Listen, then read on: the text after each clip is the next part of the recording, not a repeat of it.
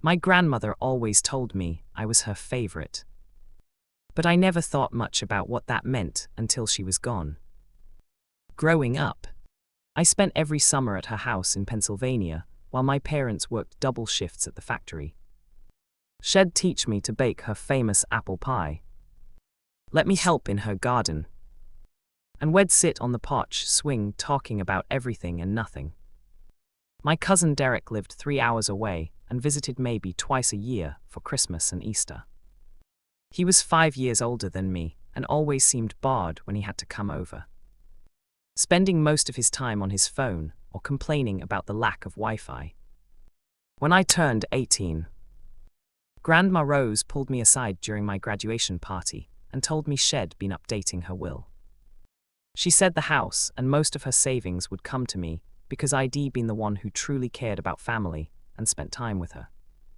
Derek had his own life in the city and rarely called unless he needed money for something. She made me promise not to tell anyone about the inheritance because she didn't want family drama while she was still alive. I promised, though part of me felt guilty about keeping such a big secret from the rest of the family. College was expensive, so I took out student loans and worked part-time jobs to cover what scholarships didn't handle. Meanwhile, Derek was bragging on social media about his new car and expensive vacations, funded by his tech startup job in Philadelphia. Had gotten into cryptocurrency early and always posted about his latest investments and business deals. I was eating ramen noodles in my dorm room while he was posting pictures from restaurants that charged $50 for a steak. The contrast was stark, but I figured we were just on different paths in life. During my junior year, Grandma Rose started getting sick. What began as occasional forgetfulness turned into something more serious. She'd call me confused about where she was or repeat the same stories multiple times in one conversation. My parents and I tried to convince her to move to assisted living, but she was stubborn about staying in her own house. Derek showed up once during this whole period, stayed for maybe 2 hours, and then disappeared back to his busy life in the city. I started driving to see her every weekend, helping with groceries and making sure she was taking her medications correctly. The night she died, I was finishing up my senior thesis when my mom called crying. Grandma had passed peacefully in her sleep, which was a blessing considering how much the dementia had been progressing. I drove straight to Pennsylvania and helped my parents handle the funeral arrangements. Derek showed up the day before the service, dressed in an expensive suit and acting like the grief-stricken grandson. He gave a beautiful eulogy about how much she meant to him and how sorry he was that he couldn't visit more often because of work obligations. After the funeral, my mom mentioned that Derek had volunteered to handle Grandma's estate and legal affairs since he had business experience and connections with lawyers in the city. I felt a knot form in my stomach, but didn't want to seem greedy by bringing up the inheritance conversation at such a raw time. I trusted that everything would work out according to Grandma's wishes. Derek assured everyone that he'd take care of everything and make sure the estate was handled properly and fairly. 3 weeks later, Derek called a family meeting at Grandma's house to discuss her will. I drove over expecting to hear about the inheritance she'd promised me, ready to use that money to pay off my student loans and maybe put a down payment on a small apartment. Derek stood in the living room where Grandma and I used to watch old movies together, and announced that she'd left everything to him. The house, the savings account, even her jewelry collection. According to the will he presented, I was getting $5,000 and some of her books. My parents looked as shocked as I felt. My mom asked if there had been a mistake, because Grandma had always talked about how much she wanted me to have the house someday. Derek shook his head sadly and said he was surprised too. But the will was clear and had been notarized properly. He showed us official-looking documents with legal seals and my grandmother's signature. Everything appeared legitimate, even though it contradicted everything Shed told me about her intentions. I asked to see the will more closely, and Derek handed over copies while keeping the originals. The document was dated just 6 months before Grandma died, when her dementia was already affecting her judgment significantly. I pointed this out, but Derek said the lawyer had declared her mentally competent at the time of signing. He had medical documentation backing up her mental state, and the will had been witnessed by 2 people I didn't recognize. Every legal requirement appeared to have been met, even though the contents made no sense based on our family relationships. The $5,000 Derek gave me barely covered my remaining tuition for senior year. I'd been counting on that inheritance to start my adult life debt-free. Maybe even help my parents who were struggling with their own financial problems. Instead, I graduated college with $30,000 in student loans and moved back into my childhood bedroom because I couldn't afford rent anywhere. Derek was posting pictures of renovations he was making to Grandma's house, turning her cozy country kitchen into some modern monstrosity with granite countertops and stainless steel appliances. Finding a job with my communications degree turned out to be harder than expected. I applied everywhere, from local newspapers to marketing firms 3 hours away. The few interviews I landed offered salaries that wouldn't even cover my student loan payments, let alone allow me to move out of my parents' house. I took a job at a call center for an insurance company. 40 hours a week of people yelling at me about their claims for $12 an hour. It wasn't the career I'd imagined, but it was income while I figured out something better. Meanwhile, Derek was flipping Grandma's house. He'd post before and after photos on Instagram, showing how he was modernizing everything that had made the place special. The garden where Shed taught me to grow tomatoes got paved over for a parking pad. The porch swing where we'd spent countless evenings talking got replaced with some minimalist outdoor furniture that looked like it belonged in a magazine but had no soul. Every change felt like he was erasing her memory and our history together. 6 months after graduation, Derek sold the house for twice what it was worth when Grandma died. The real estate market had exploded in that area, and had made strategic improvements that maximized the sale price. He bought a condo in downtown Philadelphia and started a new business with some of the profits. His social media showed constant travel and expensive purchases while I was bringing lunch to work in brown bags and driving a 15-year-old Honda with questionable brakes. I tried not to let the resentment consume me, but it was hard watching him profit from what should have been my inheritance while I struggled to make ends meet. My parents never said anything directly, but I could see they felt guilty about the situation. They'd started slipping me money occasionally, $20 or $50 here and there, even though they couldn't really afford it either. The whole family dynamic had shifted since Grandma's death, with everyone tiptoeing around the subject of how unfairly things had worked out. 2 years into my insurance job, I got promoted to a supervisor position that came with better pay and actual benefits.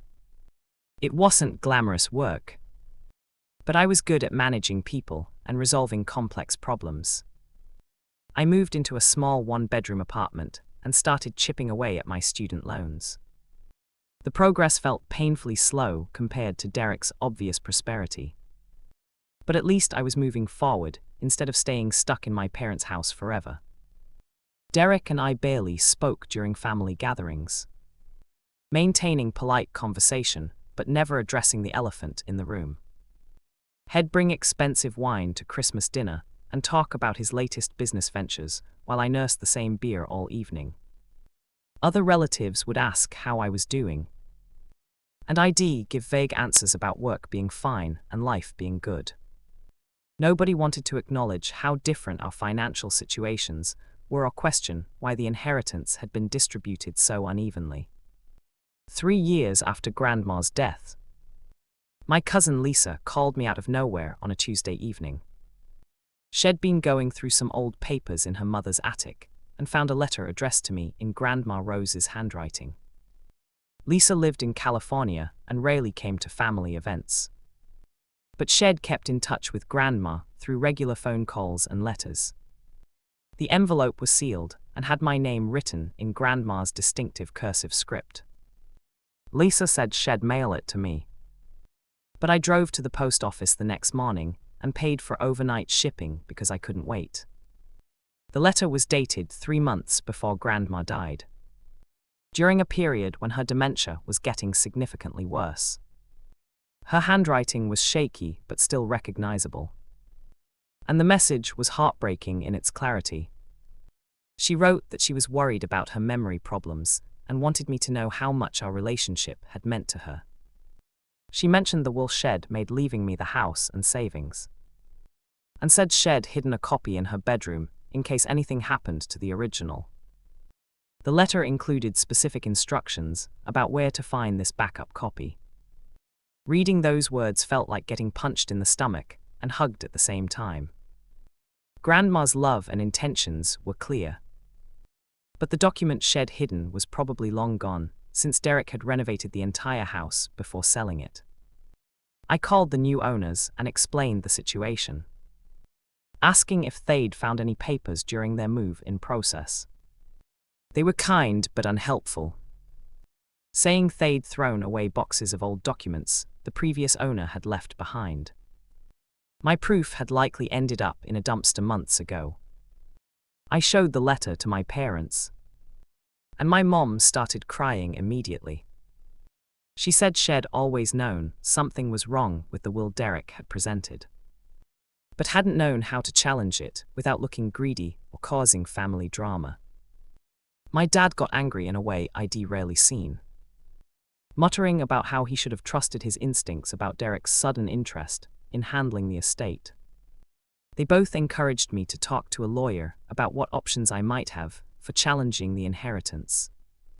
The lawyer I consulted was sympathetic but realistic about my chances. Challenging a will 3 years after probate required substantial evidence of fraud or coercion, and Grandma's letter alone wouldn't be enough to overturn Derek's legal claim. The timing was also problematic since the house had already been sold and the money dispersed. Even if I could prove wrongdoing, recovering damages would be complicated and expensive. The attorney estimated legal costs that would exceed what I might recover. Assuming I won it all, I spent sleepless nights weighing my options and trying to decide if pursuing legal action was worth the potential family destruction it would cause. Derek had effectively stolen my inheritance, but proving it in court would be nearly impossible without more evidence. The stress was affecting my work performance and my relationships. I started snapping at my girlfriend over small things and avoiding social situations because I couldn't stop thinking about the injustice of the whole situation. My breaking point came during Christmas dinner that year when Derek casually mentioned buying a vacation home in Florida with his real estate profits. He was describing the beachfront property and investment potential while I was wearing a sweater my mom had gotten on clearance and driving a car that needed repairs I couldn't afford. Something inside me snapped, and I stood up from the dinner table and told everyone exactly what I thought about Derek's sudden windfall and suspicious timing. The room went dead silent as I laid out everything I suspected about the forged will and Grandma's real intentions. I showed them the letter Lisa had found and described how Derek had barely visited Grandma until she was dying and then conveniently volunteered to handle her estate. My voice was shaking with anger as I accused him of taking advantage of an elderly woman with dementia to steal what should have been mine. Derek's face went white, and several relatives started talking at once. Derek's response was immediate and defensive. He accused me of being jealous and trying to cause drama over money. He said I was disrespecting Grandma's memory by questioning her final wishes and creating conspiracy theories to justify my own failure to succeed financially. He pulled out his phone and threatened to call his lawyer if I continued making accusations I couldn't prove. The whole family was in chaos, with some people taking sides and others just looking uncomfortable. My mom tried to calm everyone down, but the damage was done. Half the family left early, and the ones who stayed spent the rest of the evening in awkward small talk that avoided any mention of wills or money. Derek packed up his expensive wine and left without saying goodbye to anyone. I felt vindicated for finally speaking my truth, but also devastated by the family fracture I'd caused. Some relationships were probably permanently damaged by my outburst. The aftermath of that Christmas confrontation was swift and brutal. Derek hired a lawyer and threatened to sue me for defamation if I continued spreading what he called malicious lies about his character and legal inheritance. Several family members stopped speaking to me entirely, saying I was being greedy and destructive. Others quietly reached out to express support, but asked me not to involve them in any legal proceedings. The family unity we'd maintained through Grandma's death was completely shattered. I doubled down and hired my own attorney using money I'd saved for a car down payment. We filed a formal challenge to the will and requested an investigation into the circumstances surrounding its creation. The legal process was slow and expensive, requiring depositions from family members and expert analysis of the documents Derek had presented. Every month brought new legal bills that strained my already tight budget. I was eating peanut butter sandwiches for lunch and cancelling streaming subscriptions to afford attorney fees. 8 months into the legal battle, my lawyer made a breakthrough. The handwriting expert we'd hired found inconsistencies in the signature on Derek's will compared to other documents Grandma had signed around the same time period. The analysis suggested the signature had been traced or forged rather than written naturally. Additionally, investigation into the witnesses revealed that one of them had business connections to Derek's company and had been paid consulting fees around the time the will was supposedly signed. Derek's lawyer immediately challenged our findings and brought in their own experts to dispute the handwriting analysis. They argued that Grandma's dementia could have affected her signature consistency and that the witness connections were coincidental business relationships unrelated to the will. The legal battle became increasingly complex and expensive, with both sides hiring additional experts and filing competing motions. I was spending every free moment reviewing documents and preparing for depositions. The stress was taking a serious toll on my health and relationships. My girlfriend broke up with me because I was obsessed with the case and couldn't talk about anything else. I'd lost weight from the anxiety and was having trouble sleeping. My work performance suffered because I was constantly distracted by legal strategy and document review. Several family members begged me to drop the case and move on, saying the fighting was destroying what was left of our relationships. Just when it seemed like the legal battle might drag on for years, Derek's position started cracking.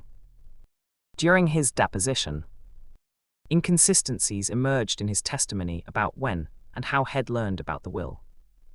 Security footage from the law office showed him visiting multiple times in the weeks before Grandma's supposed signing, despite his claims that the will creation had been entirely her initiative. Phone records revealed extensive communications between Derek and the lawyer during a period when Head claimed to have no knowledge of any estate planning. The most damaging evidence came from Derek's own electronics. Court-ordered discovery revealed internet searches on his laptop about elderly capacity laws and will forgery techniques. Text messages with the suspect witness showed coordination of their stories about the signing ceremony.